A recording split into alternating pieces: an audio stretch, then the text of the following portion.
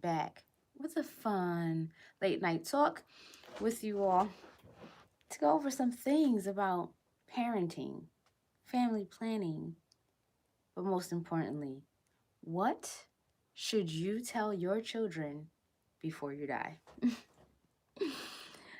I just set out the notification, so I'll let you all know in the group earlier that this is going to be like a real fun talk. Bring your humor, but also a bit of reality. This is something that just crossed my mind earlier, and I was like, all right, I'm going to come on here and talk with my crew. Okay. Y'all are doing a lot of work, not just your spiritual work, but you're applying it to your families and things to think about as you're building. So let's talk about it. All right. I'll share how the thought even came to me. And this is also for anyone who comes across like my self development videos and find the content interesting. I'll put it up here. I'll wait for some of you to sign on. Got here. Now, one thing is, like, not to sound all morbid, right? But we're all gonna go at some point, right? That's the promise to life, is that we're gonna go. So as you tune in, peace. What's up, Emerald? How you doing, love? As you tune in, if you are a parent, let us know. You're a parent of how many? And if you want to let us know how many boys or girls, that's cool too. um, all of this discussion is very, very easily and quickly applied. And it may include some, like some things you've been thinking about. Okay.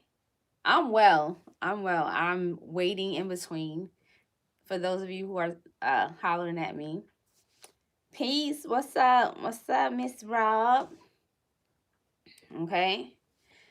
Um, I'm parenting right now. This is instead of like just sitting around twiddling my thumbs. I'm like, all right, my daughter, I dropped her off to her training in gymnastics. She's been developing very well with that. I'm very glad. So, shouts out to all the parents who are doing the extracurricular, the late nights, even on the school nights. I was raised that way. It's definitely always going to pay off in the long run, whether it means that, here I am. I'm fit still because I spent so many years training in dance.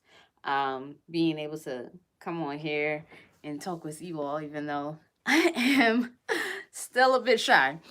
Um, that's all part of things my mom made me do, right? Okay.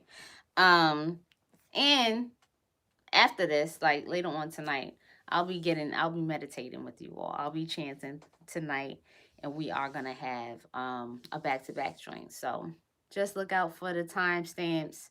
They'll be in the community tab. Y'all already know how that goes.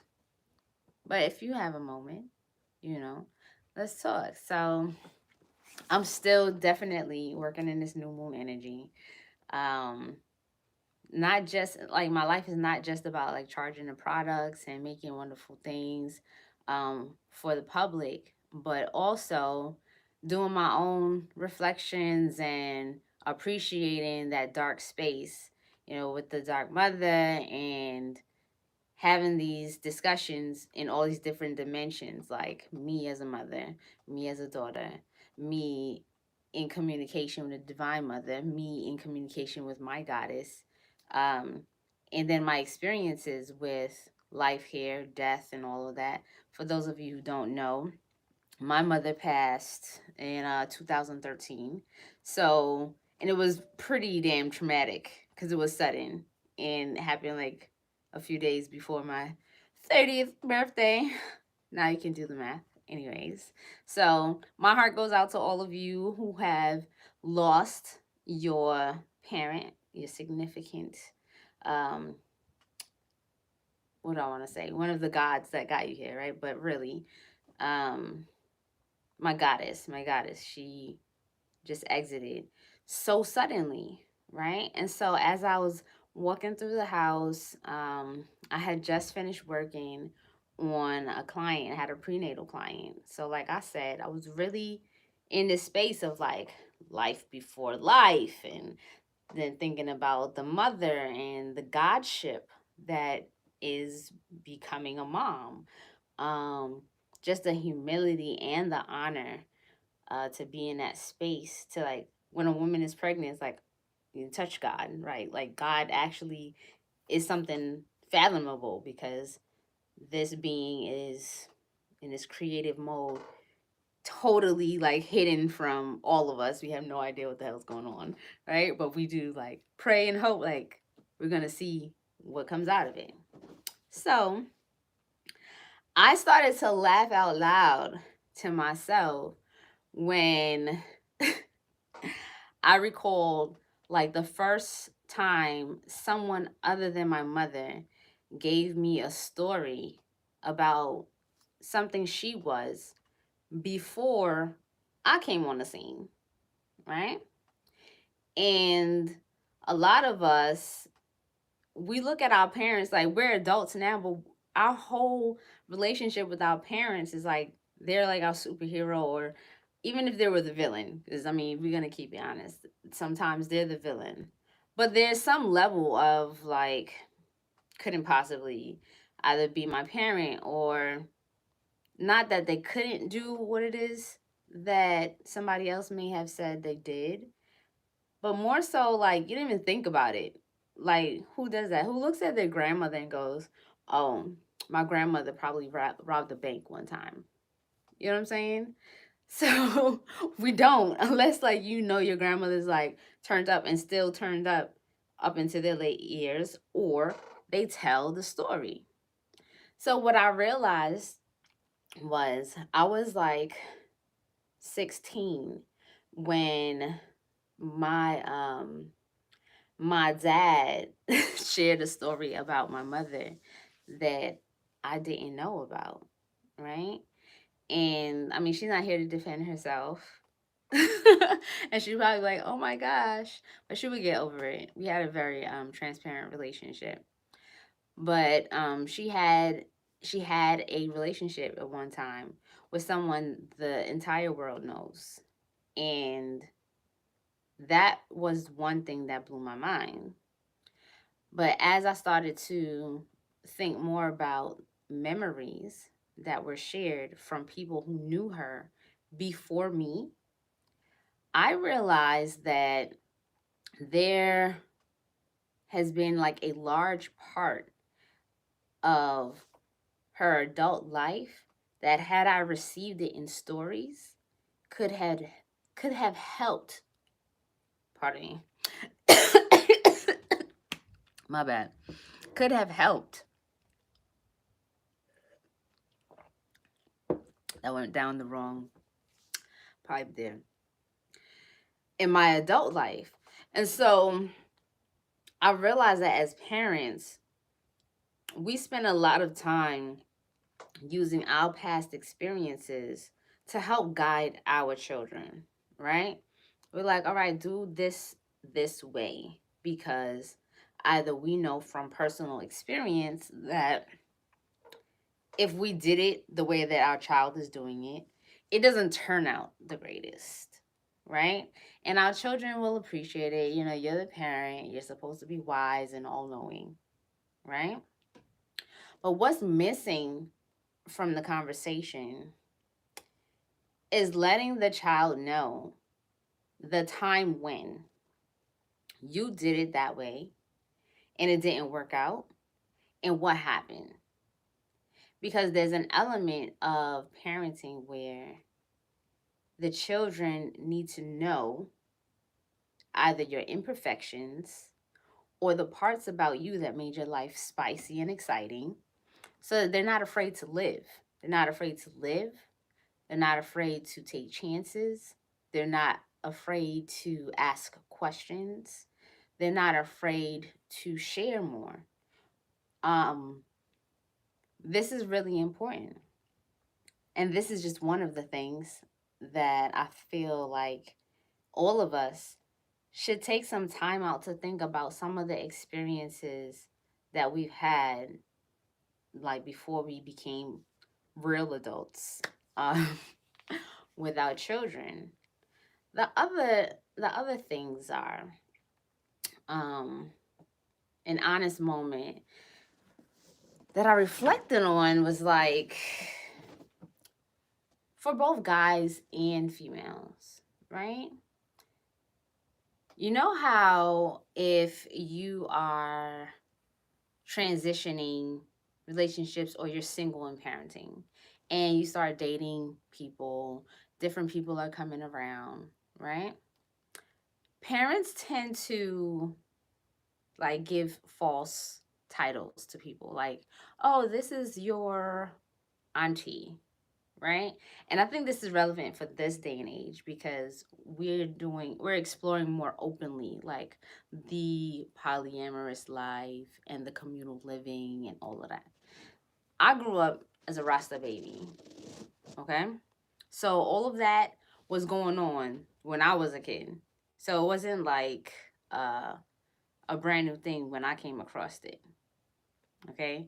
I grew up in a household where um my mom was only with one person, but I had conversations with my mom growing up and was like, oh, I'm going to have like, multiple husbands and this is going to be my life. And just the conversations were like, oh, okay, you know. And then to top it off, I came from a blended family and I never saw like my mother and my stepmom have any beef at all. So when I talk about like communication, about who does what and what goes on, I've seen so many different types of things. And I realized that a lot of times parents censor what's going on, but we don't realize that sometimes the children are more confused by not being openly explained to what's going on. So there needs to be a level of transparency. And I find that if there's a level of transparency and explain it to our children before we die, what's going on, then we as adults will be more responsible for what we expose our children to. Because if our children have to be exposed to it and we hold ourselves accountable for explaining what's going on, age appropriate, of course, that goes without saying, then we might find that where we have scenarios where we are exploring other things, that we learn how to protect our children from things that don't need to have a permanent impact on their lives while we are trying to figure things out as parents. That makes sense? Let me know if that makes sense. Okay? These are like thoughts that were coming to me. The other part is that um, while life is going to happen, um, why not give your children the opportunity to see you as vulnerable as you want them to be with you? Okay? Um, I say that in regards to like if you're interested in whatever dynamics you're interested in, right? A lot of times you have more of your friends, other adults, that are going to question and judge you in a certain way. But if your child gets to know you along the way and realizes that you are growing, you are changing, you are making choices, and you are keeping them a part of your world, then as they get older and when you move on and transcend, they will have more of an understanding about themselves and some of the choices that they make for themselves. More so than if there's this empty page in their book of where did I come from? Because whether we believe it or not, right? I've realized only through stories that I've received um, about my mother after she transcended, that there were parts of her life that I ended up living out that I knew nothing about.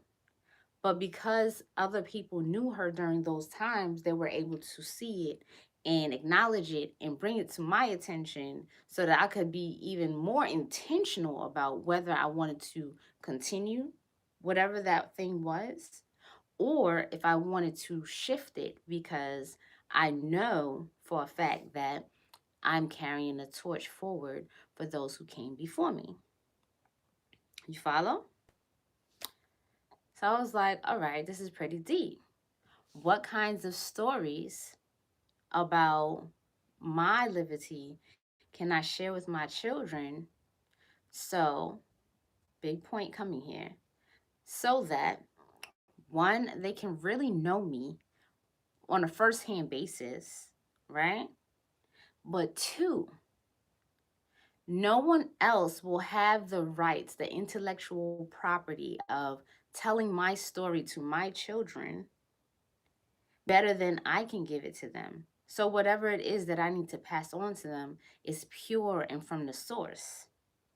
Because when we go, everyone else is going to have a story about your story versus you telling your own story, which is so crucial to the legacy that you are leaving for your child to continue on the work that you have begun today.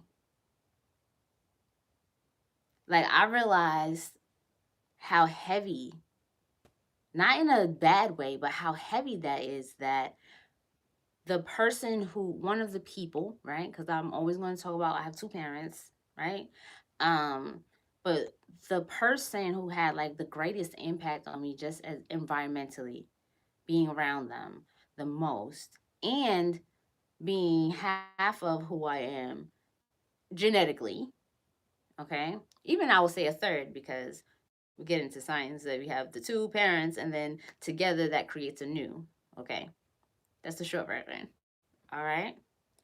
Um, that the stories that went with her into the grave and other people tell me about them, there are things that come up in my spirit that want to dispute certain things and question the validity or the absolute nature of what's being given to me. But I'm unable to do so because she's not here to do that herself. And so I think about the value of certain conversations that I have and I have had with my children to avoid that kind of powerless feeling when you're hearing about someone that you're so connected to, but you didn't get to hear it from them. One of the greatest examples, recent, within the last couple of years, was me having a conversation with my eldest in regards to going through like that really dark night area of life where there's a huge transformation happening, right? And to the world outside who doesn't have the opportunity, who doesn't really understand, like a lot of people who transform and really ascend in their consciousness, they go through something that is damn near, it's so scary. Some people commit suicide, some people get put in the crazy house, some people end up being heavy on medications. It all depends on your environment, right? Thankfully, when I was able to go through this very, very intense um period of my life, I took the time in between to look at my son in his face and ask him, what are you experiencing when you're present to see me in spaces that you don't have anywhere to place it. Think about the times where you close your door, because this happened to us one time.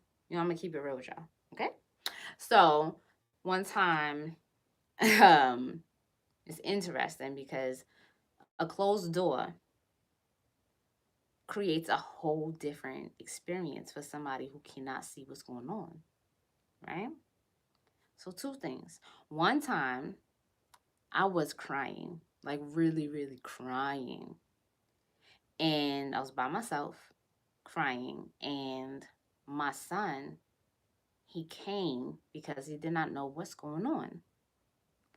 And I realized that if I did not open the door, all he could leave with and be imprinted with for the rest of his life was going to be, my mother is in that room and she is torn down, like she's absolutely going through it and she's hurt and I don't know what to do, right? So in the midst of it, I opened the door. I opened the door because it is very selfish for me. My judgment's my opinion. You don't agree with it, you don't agree. Whatever, right? But I felt that it would be very selfish to the development of his psyche and his relationship with women in his future that he would feel closed out when the woman who means the most to him in his world sounds like she's in distress, but he's not able to show up or know what's going on in that moment, right? And I would also rob him of the opportunity to know how to hold space for that dynamic feminine expression that most men who are untrained in emotional intelligence run the hell out the door. They're running. They're like, oh, hell no, you crying? Like, I gotta get the out of here, right? So I'm like, no. I want him to be able to see for himself, ask for himself what's going on, and understand. And I can explain for myself rather than he tried to go and seek refuge and understanding from someone who's not present and go, well, my mom was crying. I don't know what's going on. And they're like, oh, I think your mom is like, whatever. And this is the conversation we had right in the middle of it. I saw him come inside. Came inside, we had a conversation, and I broke down everything about what was going on. Why I was purging the way I was purging. Why I let myself express as loudly as possible in that moment. What it meant for me. What energies was I experiencing. We talked about spirit. We talked about the mind. We talked everything in that moment. And I expressed to him that I'm giving him the opportunity to question and let me know if he's confused at any time now in this moment, so that no one ever would have to explain to him who and what his mother was or ever went through when he and I had the opportunity to have the conversation. He would know. And he has another tool in his pocket to be able to recognize the difference between an emotional moment where someone did something to someone, or an emotional moment when there's some internal things coming out. This is the training of a true practitioner, being able to be in that space. You follow? It's a lot, but I just know it's a lot of you that go through a lot of purging. You're doing all this chanting. You're doing all these changes in your life. You're doing things that none of your family are ever going to do. You're going to be looking crazy. You're going to be having all these gifts and people don't understand. You're going to ceremonies. You're going, all of those things that are just totally foreign and alien to your community and your environment. Yet you have children and they need to understand and know what's going on. The other thing is that I'm going to share right? And it's interesting. It's really simple. Before you die, what is your plan? What is your plan? When you go, and this is 2-3 days ago, when this new moon energy came in. When I go, what's my plan? Is there anything unfinished? Is there anything that my children should know before I go? They should know what belongs to who. They should know how to access my bank accounts. They should know if there's life insurance to bury me if I want to be buried, or if I want to be cremated. They should know who they are going to go to when I pass. They should know. And although my daughter is just 7, like, she already knows all of my jewelry belongs to her. And it's not a conversation that is uncomfortable.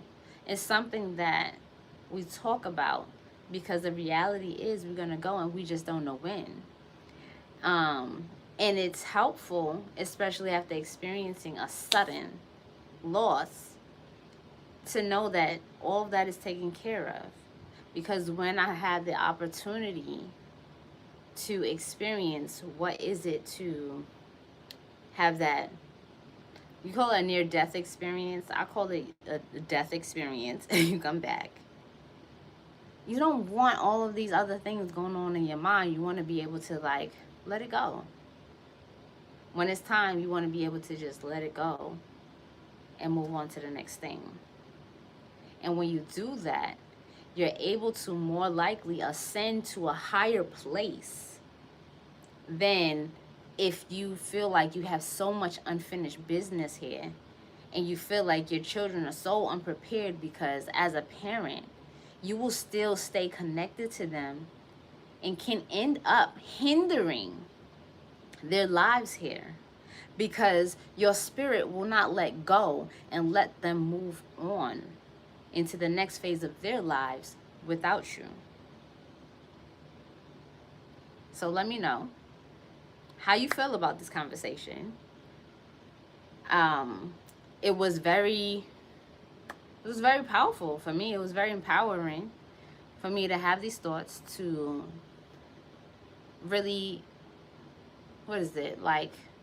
reflect on what it is to be a parent and pass on the legacy through oration and open communication, like oration, telling stories.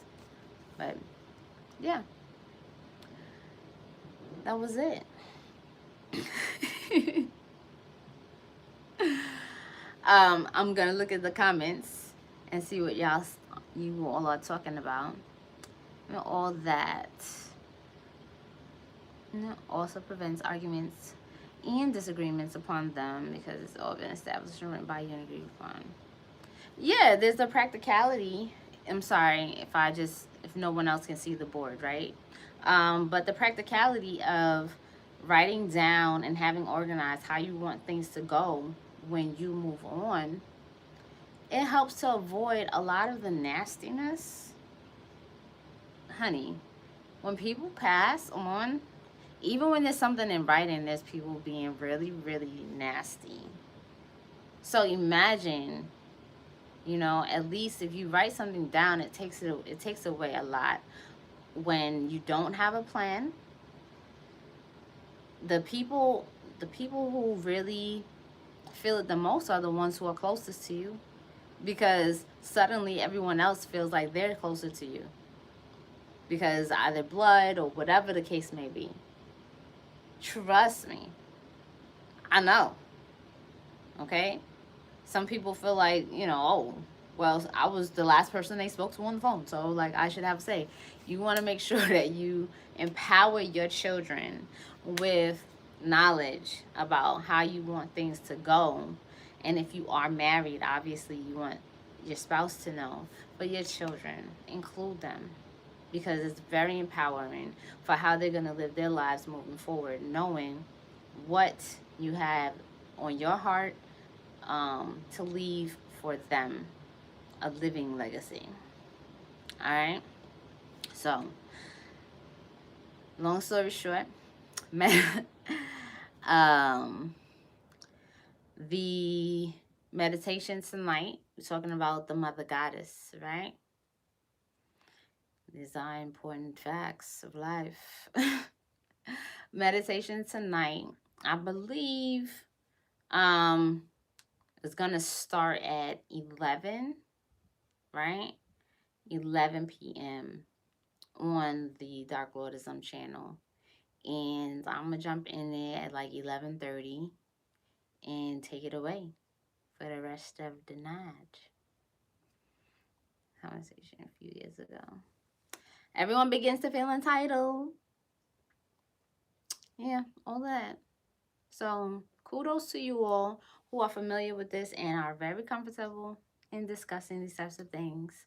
Um, but I hope that this was useful or even a nudge, because some people are a little nervous about having those kind of conversations because they feel like, oh, it's doom or whatever. But like, let's be empowered by understanding and embracing our mortality, because that's part of us living here. If we don't embrace that, we continue to think that we have so much time to waste, and we really don't. So embrace your mortality and figure, if I'm not going to be here in a week, give yourself some time, right? I'm not going to be here in a week. What's important today? It can help you. It can help you very much so. All right. So I will link up with you all here later on tonight. I look forward to it. I look forward to sharing with you all. Thanks for being here. Much love and bliss.